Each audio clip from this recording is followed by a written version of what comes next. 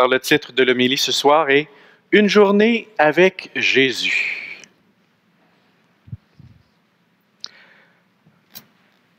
Peut-être que vous êtes comme moi, mais en tout cas, je trouve que le temps passe vite.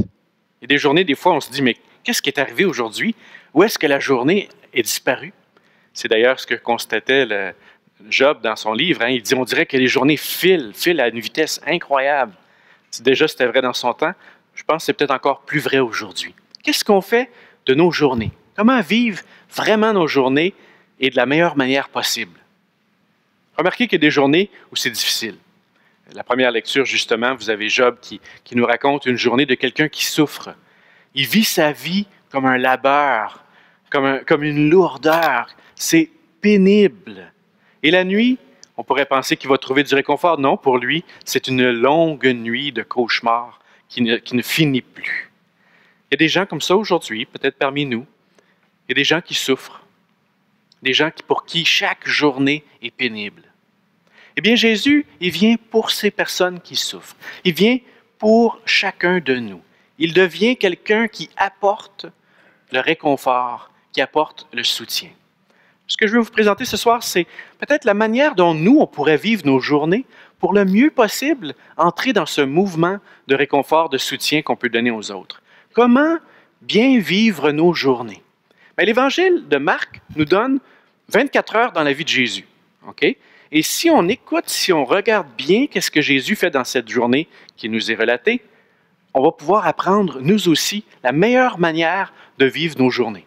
Et moi, je pense qu'on peut en sortir 4 principes de vie qui vont nous aider à bien orienter nos choix, à bien prioriser nos actions, à vivre au maximum ce que nous sommes appelés à vivre. Premier principe, que j'appellerais le principe de l'harmonie. Dans la journée de Jésus, on voit que Jésus a le temps de faire, je dirais, beaucoup de choses et qu'il touche toutes les sphères de la vie. Le récit de la semaine passée, qui était le début de la journée, Jésus est dans la synagogue. Il est présent donc à la communauté des croyants. On pourrait dire qu'il fait la dimension religieuse de sa vie, la dimension communautaire. Là, le récit commence, on voit Jésus qui s'en va chez Pierre et André et avec des amis. On voit Jésus qui passe du temps avec ses proches, avec la famille. Et on pourrait dire, il se repose, il prend du bon temps. Ça pourrait ressembler à ce qu'on vivait régulièrement. Les gens, après la messe du dimanche matin, se retrouvaient ensemble en famille pour un brunch, passer du temps avec nos proches. Jésus prend du temps pour ça. Troisièmement, on le voit à la tombée du jour. Vous demandez peut-être pourquoi que les malades arrivent à la fin de la journée, parce que le jour du sabbat, on n'est pas supposé de faire des grands déplacements. C'est pour ça que les gens attendaient la fin du sabbat, quand le soleil se couchait. Quoi qu'il en soit, là, on voit Jésus qui s'occupe des dimensions sociales, de tout le soutien qu'il peut donner à ceux qui souffrent. On voit là Jésus dans toute son action publique. Et ça aussi, on a tous un rôle à jouer dans notre société. Être croyant, ce n'est pas juste mon bien-être à moi ou la dimension de notre groupe, de notre communauté. On est appelé à être croyant pour avoir un impact dans le monde autour de nous. C'est la dimension sociale qu'on voit dans la vie de Jésus. Et le récit nous manifeste de manière très belle. Il y a une 4e partie dans cette journée de Jésus où on voit Jésus tôt le matin. On imagine à 3-4 heures du matin, ou je ne sais pas trop, là. C'est peut-être un peu de bonheur pour moi, mais Jésus, il se lève, lui, et il se donne du temps personnel et spirituel. Et ça, je trouve ça important. Parce qu'en faisant ça, Jésus, il n'est pas juste là pour tout le monde. Il est là aussi pour lui. Il y a quelque chose à vivre, à intégrer. Il se donne du temps de prière. Je lisais récemment une très belle biographie du pape François, The Great Reformer. Et entre autres, on nous dit ça, que le pape, tous les matins, se lève très tôt, lui aussi, pour prier. Je pense que c'est des bons exemples qui nous sont donnés. J'entends des gens me dire des fois, « J'ai pas le temps de prier. J'ai bien trop de choses à faire. Je suis trop occupé. » Mais en fait, quand on donne du temps à la prière, tout le reste trouve sa place. Jésus dit, « Cherchez d'abord le royaume, puis le reste vous sera donné. » Vous voyez donc, dans cette 24 heures d'une journée la journée de Jésus, là, on voit 4 dimensions qui sont respectées. Communautaire, religieuse, personnelle, avec ses proches, avec la dimension sociale, puis individuelle et spirituelle. On voit que Jésus, il y a une harmonie dans sa manière de vivre. Et ça pourrait être un principe qu'on applique aussi dans notre vie. Donnons du temps à toutes ces dimensions dans notre vie. Cherchons à trouver nous aussi une harmonie. Premier principe. Deuxième principe que je donnerais, c'est celui de l'unité. En fait, dans la vie de Jésus, on ne sent pas qu'il y a de division ou de séparation. Tout est intégré. Des fois, nous, les croyants, on a eu, peut-être à une certaine époque, puis peut-être encore aujourd'hui, tendance à séparer des choses. Comme s'il y avait d'un côté le sacré et d'autre côté le profane. C'était ce qui était sacré, c'était tout ce qui avait rapport au divin. Après ça, c'était notre vie. Dans cette manière de vivre, on pourrait dire, on vient à la messe une fois par semaine, puis après ça, en sortant d'ici, on se dit, bon, bonne affaire de fête, maintenant, on s'occupe de nos affaires, hein? On va vivre notre vie. On a donné 1 heure à Dieu, maintenant, on s'occupe du reste. Des vraies affaires. Exact. Mais il reste que c'est pas comme ça que Jésus vit. Jésus, il ne sépare pas les dimensions de sa vie. Il est présent à la synagogue, et le récit commence en nous disant, en quittant la synagogue. C'est intéressant. Jésus continue son ministère pas seulement dans un endroit religieux, mais toute sa vie est intégrée. Et on le voit bien, Jésus, il rayonne comment et pourquoi? Parce qu'il est le même en toutes les dimensions de sa vie. Il est unifié. Je pense que si on vivait ce principe d'unité dans notre vie, on arriverait à dire, cherchons ensemble à une meilleure cohérence, pour qu'en toute chose, on trouve la place de Dieu. Okay? Dans le même sens, et de manière peut-être encore plus profonde, je parlerai d'un troisième principe que j'appelle le principe de l'alliance.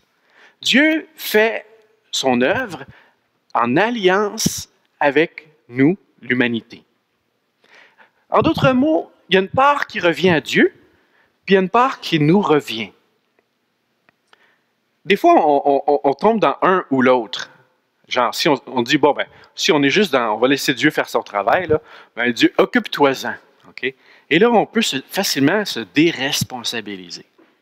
Ça arrive. Je connais des gens, des fois, qui ont besoin de reprendre un peu en main leur propre responsabilité. Tu as un autre excès qui serait du genre, tout dépend de moi, finalement. Et ça, c'est peut-être plus courant. On vit comme si, finalement, ben, on va s'occuper de nos affaires, et c'est toi, Seigneur, ben, tu feras ce que tu veux, mais moi, je fais ma part. On vit comme si on était des orphelins, finalement. Le principe d'alliance, c'est de dire, je fais ma part, Dieu fait sa part. J'agis et je prie. C'est ça qu'on voit dans la vie de Jésus, dans la journée de Jésus. Il passe un temps pour agir, il passe un temps pour prier. C'est quand même impressionnant que Jésus lui-même, qui est fils de Dieu, prenne du temps pour prier. Est-ce que ça ne nous dit pas quelque chose? Que nous aussi, on doit en quelque sorte intégrer ce fait qu'on ne travaille pas seul. C'est central. Moi, je pense qu'on est tellement fatigué, épuisé, parce qu'on travaille tout seul. Ça serait tellement plus facile de travailler avec Dieu, puis laisser Dieu travailler avec nous. Il y avait un vieux principe spirituel, on ne sait même plus qui l'a dit finalement, certains disent c'est Saint Ignace, d'autres c'est François d'Assise, on ne sait pas. Mais ça disait comme ceci, fais tout comme si tout dépendait de toi, en sachant très bien que tout dépend de Dieu. Et ça, c'est une manière de faire qui n'est pas « je fais la moitié du travail ». Non, je me donne à fond. Mais en même temps, je reste dans une attitude fondamentale de confiance. Dieu m'aime, Dieu est avec moi. Et je suis sûr que toute l'action de Jésus est transformée par cette absolue confiance qu'il a, qu'il est aimé et qu'il n'est pas seul et que Dieu est son Père. Il l'appelait Papa, Abba. Ça change toute la manière d'être Jésus.